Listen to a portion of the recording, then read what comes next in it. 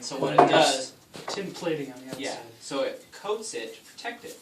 So if you ever have a tin cup that starts to rust, the reason it rusts is because some of that is exposed and it starts to flake off because it's so soft, right? Now there's another name for this. What does this also? What do you think this looks like? What else does it might look like? Metal, maybe silver. Mm-hmm. It's actually called poor man's silver too, and actually, thousands of years ago, people would use this and put it like for decorative work on like bridles and things like that. But it wasn't really used for much more than that. It was mostly just for decorative reasons. Until the 1700s or 1600s, when somebody discovered the process of dipping sheets of metal in tin, and then you had tin cups. So do you have a cup you drink out of at home? Yeah. Yeah? What's it made of? Plastic. What? What is that? Well, I've never heard of that. Is that a different kind of tin? Is it like a ram's horn or something? Maybe. Man-made material is probably not very healthy. Yeah.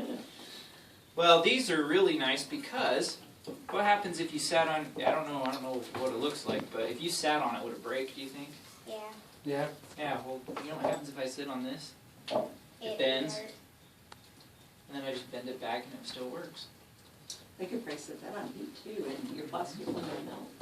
Mm-hmm. In fact, we can use these to cook on the fire. As long as there's water or something like that in there, you can stick it right in the fire. In fact, the military types tend to use these all the time. Cook in them, use them for all sorts of things. So,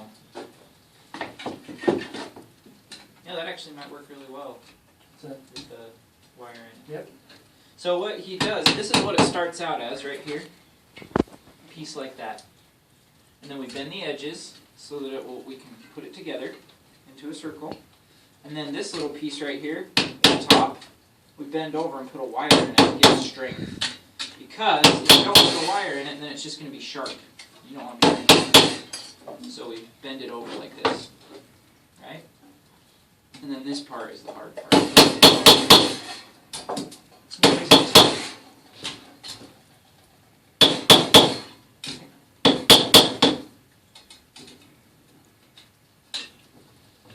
What's making that stick together? This here? This right now? Right now it's a seam. So if you take your hands and do this, So you Okay. can see it. so it's just a seam. Okay, I So see. what I did was I bent either end of them Mhm. so that you can lock them together. Okay. So you can make the cup like this. The only problem is water's going to leak out of it. So in order to keep the water from leaking out of it, you got to we're going to have to solder it here. He'll be showing you that in a little bit. And use that 100% tin for soldering. Okay.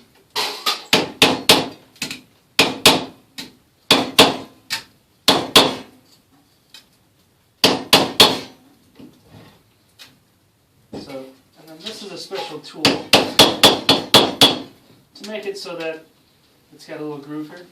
So in putting them together, there's more tin sheet here than there is everywhere else.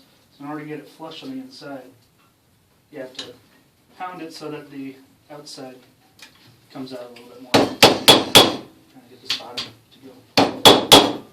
Let's try it this way.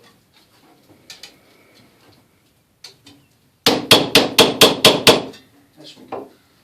Here we are. Yep. Now we'll take a look. All right, now we're going to trim it a little bit. Maybe. If I had the right snips.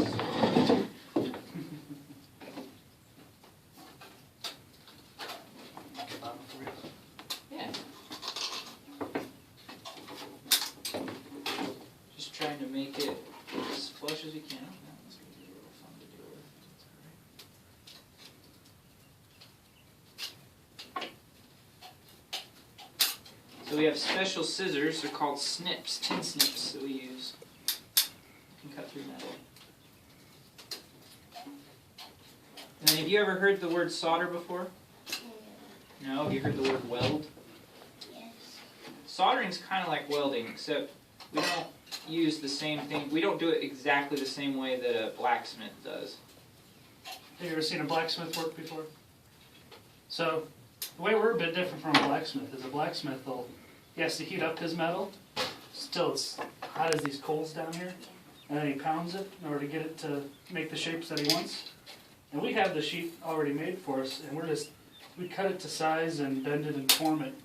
So I like to say that we're more like a tailor than a blacksmith. We're also more reasonable as far as prices go. Yep. Don't tell the blacksmith this.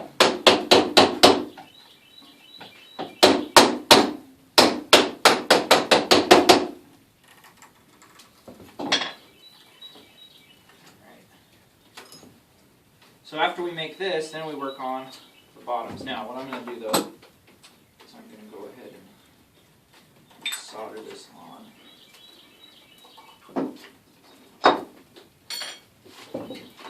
Ah, the fire keeps dying. Okay. After You wanna it's help cut it? out, I'll help it.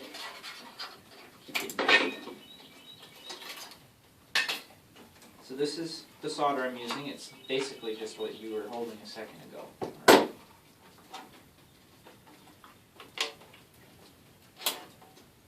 I snip off a little piece.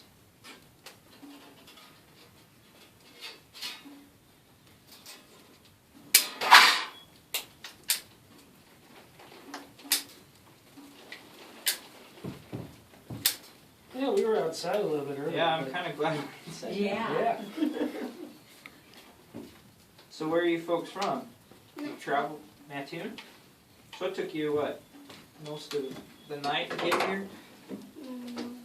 You riding through the night, or do you have a fast horse? We drove. You must have a fast horse. That or several horses.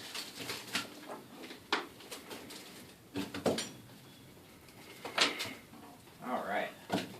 So, now this little piece of tin I'm going to make stick it over here. Hopefully. That would be the idea. Hey, do you have your loose brownie? Thank you.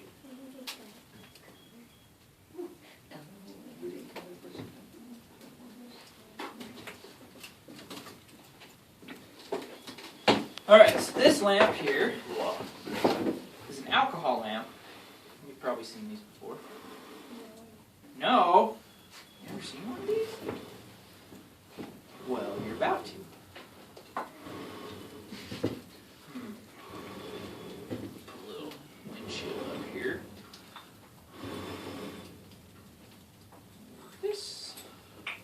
Now, if you look in this,